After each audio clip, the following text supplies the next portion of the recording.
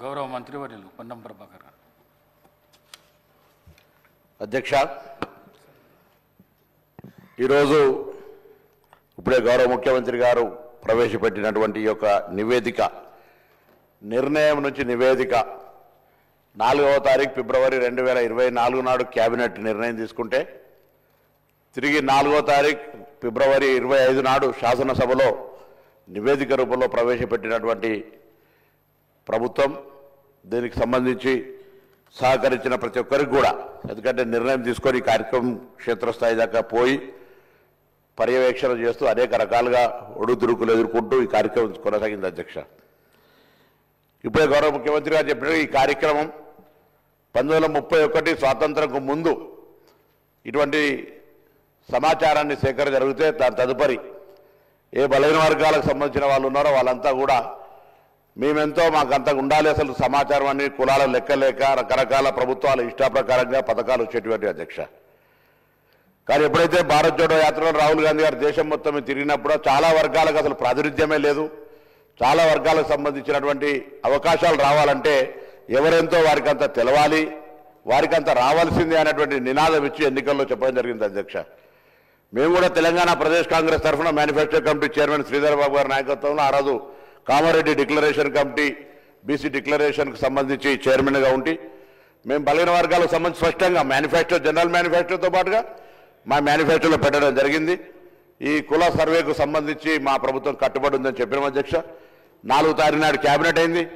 16 నాడు ఇదే సభలో అందరి గౌరవ సభ్యుల సహకారంతో ఈ యొక్క తీర్మానం చేసుకొని పార్లమెంట్ ఎన్నికల తర్వాత ప్రత్యేకమైనటువంటి కార్యక్రమాల ద్వారా ప్లానింగ్ డిపార్ట్మెంట్, తెలంగాణకు సంబంధించినటువంటి ప్లానింగ్ డిపార్ట్మెంట్ చీఫ్ సెక్రటరీ గారి ఆధ్వర్యంలో, సందీప్ సుల్తాన్ గారి ఆధ్వర్యంలో ఈ యొక్క కార్యక్రమాన్ని 1,00,000 పైన ప్రభుత్వ ఉద్యోగులను, బయటి వాళ్ళనో లేకపోతే ఇంకోవరికి సంబంధించిన సమాచారం కాక ఇది ఒక ప్రభుత్వ ఉద్యోగులను వాడుకొని సమాచారాన్ని సేకరించిన. అధ్యక్ష, నేను ఈ యొక్క సభలో ఇక్కడ ఉన్నటువంటి ఇంతకుముందు గౌరవ ముఖ్యమంత్రి గారు కోరినట్టుగా పెద్దలందరికీ కోరుతా ఉన్నా, 1931 నుంచి సమాచారం లేదు, ఇలా సమాచారం వచ్చింది. సమాచారానికి సంబంధించి ఇంకా ఏదైనా సరిచేయాల్సిన అవసరం ఉంటే, ఇంకా ముందుకు పోవడానికి బలహీన వర్గాలకు సంబంధించిన న్యాయం చేయాలనుకుంటే దయచేసి సలహాలు సూచనలు చెప్పండి. తెలంగాణ ప్రభుత్వ బలహీన వర్గాల శాఖ మంత్రిగా ప్రభుత్వం సంబంధించి వాటన్నిటినీ బలహీన వర్గాల సంక్షేమం కొరకు తీసుకొని పోతాం. దయచేసి దీన్ని కూడా ప్రతిదీ రాజకీయం చేసినట్టుగా బలహీన వర్గాల ఆకాంక్ష ఇది. నేను ఇవాళ ఇక్కడి నుంచి ఈ వేదిక నుంచి కోరుతాను, తెలంగాణ బలహీన వర్గాల నాయకత్వం ప్రతి జిల్లాలో కూడా ఇవాళ ఒక స్వేచ్ఛగా భవిష్యత్తు కార్యక్రమాలను జరుపుకుంటామనేటువంటి ఒక ఆకాంక్ష వెలుపుచ్చాల్సిన అవసరం ఉంది. సంఘాలు కానీ మేధావులు కానీ ఇది గత కాలంగా చాలా కాలంగా డిమాండ్ చేస్తున్న వాళ్ళంతా ఇలా ఒక డిమాండ్ నెరవేరింది. సభలో చట్టబద్ధత ద్వారా లేకపోతే ఆ రోజు తీర్మానం చేసినా కూడా అడిగినారు ఏం చట్టబద్ధత ఇలా కార్యక్రమం నిర్వహించుకొని ముందుకు వచ్చిన సందర్భంగా మేము ఒకటే అడుగుతాను, అందరూ కూడా దయచేసి ఈ యొక్క జనాభా వచ్చినటువంటి సమాచారాన్ని తీసుకొని భవిష్యత్తులో ఆయా వర్గాలకు ఎటువంటి న్యాయం చేయాలి, ఏం జరగడానికో ముందుకు తీసుకొని పోదాం. ఇవాళ చాలా మంది అంటారు, ఇవాళ చాలా బలహీన వర్గాలకు సంబంధించి ఒక మంచి రోజు అంటారు. ఈ రోజు నుంచి ప్రారంభమైంది శకం భవిష్యత్తు వాళ్ళ అభ్యున్నతికి సంబంధించి. ఈ ప్రభుత్వంతో పాటుగా భవిష్యత్తులో ఎక్కడైనా ఏడైనా ఈ దేశానికి రోల్ మోడల్గా తెలంగాణ ప్రభుత్వం తీసుకున్నటువంటి యొక్క సమాచార సేకరణ బరాబర్ తెలంగాణ రాష్ట్ర యొక్క తీసుకున్నటువంటి కార్యక్రమం యావత్ దేశంలో. నిన్న కూడా గౌరవ ఫ్లోరం లీడర్ రాహుల్ గాంధీ గారు పార్లమెంటు వేదికగా చెప్పినారు, తెలంగాణ ప్రభుత్వం తీసుకుంటున్న చర్యల్ని ఇది తెలంగాణ ప్రభుత్వంకే కాదు, తెలంగాణ ప్రాతినిధ్యం వహిస్తున్న ప్రజాప్రతినిధికి కూడా గౌరవం అనే మాట చెప్తున్నారు. ఇటువంటి ఒక అవకాశాన్ని కల్పించడానికి అందరూ కూడా అధికార పక్షమా, ప్రతిపక్షమా, మిత్రపక్షమా, ఇంకొక విపక్షమా సంబంధాలు అందరూ కూడా ఇలా నిజంగా బలహీన వర్గాలకు సంబంధించి గొత్తెత్తి వారికి న్యాయం చేయాలనే డిమాండ్ చేసే ప్రతి రాజకీయ పార్టీ దీన్ని స్వాగతించి దీని భవిష్యత్తు ప్రణాళికకు సలహాలు ఇచ్చి కార్యక్రమాన్ని ఏ విధంగా తీసుకుపోవాలనేటువంటి మాట చెప్పి ముందుకు పోవాలని కోరుతాను. ఎందుకంటే ఇది ఒక డైరెక్షన్. ఇలా నిర్ణయం నుంచి నివేదిక వచ్చిన తర్వాత ముందుకు పోవడానికి తీసుకునే రోడ్ మ్యాప్కు సంబంధించి సభలో చర్చకు పెట్టడం జరిగింది. దీని ద్వారా రోడ్ మ్యాప్ నిర్ణయించినట్టయితే భవిష్యత్తులో అందరికీ ఒక మంచి మార్గదర్శనం దొరుకుతుంది. ఈ సభ తెలంగాణ వ్యాప్తంగా ఎదురు చూస్తున్నటువంటి బలహీన వర్గాలందరికీ కూడా ఒక అవకాశం వచ్చినట్టు. అధ్యక్ష, నేను 1986 మురళీధరరావు కమిషన్ వచ్చినాడు విద్యార్థిని. అధ్యక్ష, నా మాజీ బీసీ వెల్ఫేర్ మినిస్టర్ కమలాకర్ గారు, ఇప్పుడున్న కేంద్ర మంత్రి బండి సంజయ్ గారు కరీంనగర్ సంబంధించి అందరం కూడా ఆనాడ కమిషన్ మూవ్మెంట్లో పాల్గొని నిలదించినటువంటి వాళ్ళం ఇవాళ శాసనసభ్యులుగా ప్రభుత్వంలో ఉన్నటువంటి వాళ్ళందరం కూడా ఇది ఒక చట్టం ఒక సేకరణ సమాచార సేకరణ జరిగి భావి తరాలకు న్యాయం జరగడానికి ఒక ప్రతినిధిగా బలహీన వర్గాల ప్రతినిధిగా ఇవాళ మా ప్రభుత్వం ఇచ్చినటువంటి అవకాశం నుంచి ఈ కార్యక్రమం చేపట్టడం అంటే జీవితంలో ఒక గొప్ప కార్యక్రమం అనే మాట ఈ సందర్భంగా మనం దీనికి సంబంధించి మా నాయకుడు రాహుల్ గాంధీ గారు కానీ గౌరవ ముఖ్యమంత్రి గారు కానీ ఉప ముఖ్యమంత్రి గారు కానీ కమిటీ చైర్మన్ గా మాకు మార్గదర్శకత్వం చేసినటువంటి ఉత్తమ్ రెడ్డి గారు కానీ సహచర మంత్రులు కానీ గౌరవ ప్రతిపక్ష నాయకులు కానీ ఇతర రాజకీయ పార్టీల నాయకులందరూ కూడా ఒక బలహీన వర్గాల మధ్య ధన్యవాదాలు తెలియజేస్తా ఉన్నా. దయచేసి భవిష్యత్ సంబంధించి కొత్త చెప్తా ఉన్నారు, రకరకాల పత్రికలు చూస్తా ఉన్నాం. వాస్తవంగా 1931కి ముందు తర్వాత ఎక్కడ కూడా బీసీలకు సంబంధించిన లెక్క లేదు అధ్యక్ష. చాలా మంది చెప్తున్నారు గతం కంటే తక్కువ ఉంటే, గతం కంటే తక్కువ ముచ్చటకు రానే రాదు, ఇప్పటివరకు లెక్కనే లేదు కదా. లెక్కనే లేనప్పుడు ఇలా జరుగుతున్న లెక్క రేపు కొలమానం అవుతుంది. దీనికి సంబంధించి ఎక్కడైనా ఇంకా భవిష్యత్తులో మళ్ళీ 5 సంవత్సరాలకు 10 సంవత్సరాలకు కులగణన జరిగే సందర్భంలో అటువంటప్పుడు తప్పకుండా మార్పు అవసరం అనుకున్నాడు. పెరిగిన జనాభా ప్రకారంగా వస్తుంది. ఇవాళ జరిగినటువంటి ప్రక్రియ ప్రతి ఇంటికి పోయి ఎవరైనా సహకరించకపోతే సహకరించి ఉండకపోవచ్చు, కానీ సహకరించిన ప్రతి వ్యక్తి దగ్గర వారిచ్చినటువంటి స్వచ్ఛంద సమాచారాన్ని తీసుకొని ఇవాళ ఇంత పెద్ద ఎత్తున ఒక నివేదిక తయారు చేసి 4 వాల్యూమ్స్ గా సబ్ కమిటీకి సమర్పించినారు. సబ్ కమిటీ కేబినెట్ అప్రూవ్ చేసుకొని ఇవాళ సభ్యుల ముందు చూస్తారు. ఇంత పారదర్శకంగా న్యాయబద్ధంగా బలహీన వర్గాలకు న్యాయం చేయాలనే చిత్తశుద్ధి కాంగ్రెస్ పార్టీలో ఉంది కాబట్టి కార్యక్రమం తీసుకోబోతున్నాం అధ్యక్ష.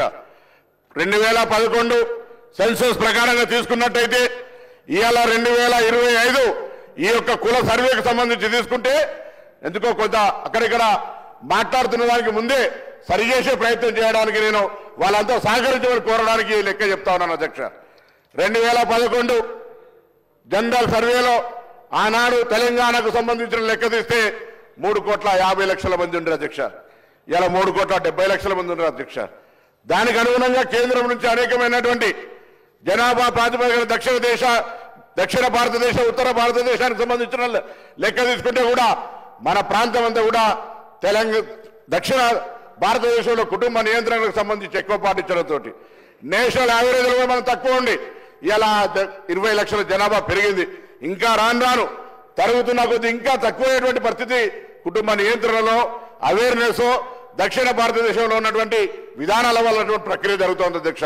తప్పకుండా ఇలా తప్పుడు లెక్క చెప్పే అవసరమే లేదు. ఇంత చిత్తశుద్ధిగా దాదాపు 160 కోట్ల రూపాయలు ఖర్చు పెట్టి 1,00,000 మంది ఉద్యోగులను ఉపయోగించుకొని మొత్తం ప్రభుత్వం 100% ఒక సచ్చీలతతోటి మంచి మనసుతోటి కాంగ్రెస్ పార్టీ విధానాన్ని తీసుకొని పోయింది అధ్యక్ష. నేను మళ్ళీ కోరుతా ఉన్నా, ఏదైనా అంశం ఉంటే తప్పకుండా మంచి సలహా ఇవ్వండి.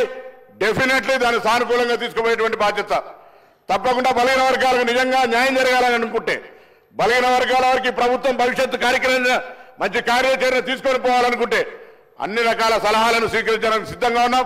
దయచేసి అందరినీ కూడా గౌరవ సభ్యులందరినీ హృదయపూర్వకంగా కోరుతా ఉన్నా.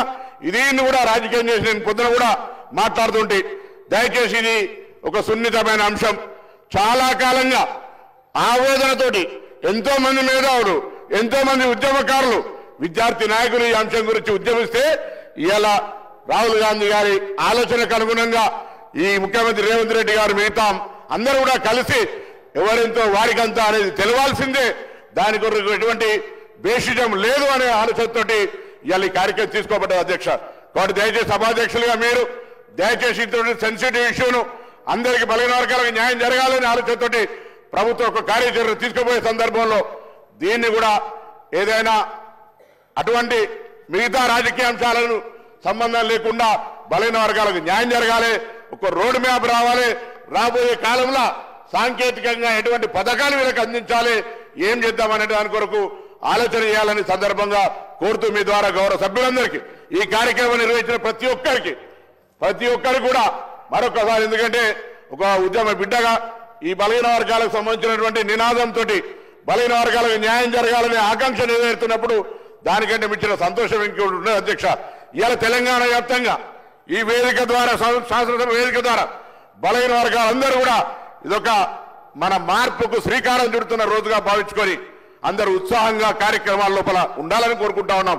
అందరూ ఈ కార్యక్రమాన్ని పార్టీలకు అతీతంగా ప్రతి ఒక్కరు బలహీన వర్గాల బిడ్డగా 10-20 సంవత్సరాల నుంచి ఇది కావాలి కావాలి కావాలని అడిగిన వాళ్ళంతా ఇలా రావడాన్ని స్వాగతిస్తూ ఏదైనా ఇంకా అవసరం అనుకుంటే సలహా సూచనల రూపంలో ఏమని చెప్పి సందర్భంగా ఈ సభ వేదిక ద్వారా అందరినీ కూడా కోరుతూ బలహీన వర్గాలకు న్యాయం చేసినటువంటి ఈ ప్రభుత్వానికి హృదయపూర్వకంగా కూడా నేను అందులో భాగస్వామి అయినప్పటికీ కూడా ఇటువంటి ఒక గొప్ప నిర్ణయం తీసుకోవడం, చారిత్రాత్మక నిర్ణయం తీసుకోవడం, ఆ నిర్ణయంలో మంత్రిగా, సబ్ కమిటీ సభ్యుడిగా, ఆనాడు పార్టీ నాయకుడిగా, దీనికి సంబంధించినటువంటి డిక్లరేషన్ చైర్మన్ గా ఈ రోజు నివేదికకు సంబంధించి ప్రభుత్వం ఇస్తున్న దాన్ని అమలు చేయడానికి సంబంధించిన కార్యాచరణలో భాగస్వామిగా సంతోషంతో నేను అందరినీ కూడా ఇటువంటి భాగస్వామ్యాన్ని పొందమని, ఒకవేళ ఎవరైనా అప్పుడు మేము చేయలేకపోతే అయ్యో దీనికి పేరు వస్తుంది దానికి పేరు వస్తుంది ఏ అవసరం లేదు, ఇది మన వర్గాలన్నిటికీ న్యాయం జరిగే కార్యక్రమం కాబట్టి ఆ వర్గాలకు న్యాయం చేయడానికి ఒక రోడ్ మ్యాప్ ఇచ్చే విధంగా సలహా సూచనలు ఇవ్వాలని గౌరవ సభ్యులందరినీ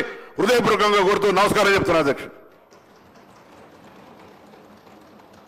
చాలామంది సభ్యులు ఈ కులగణన ప్రకటనపై మాట్లాడతామంటున్నారు, కానీ స్టేట్మెంట్ పైన చర్చ లేదు కదా.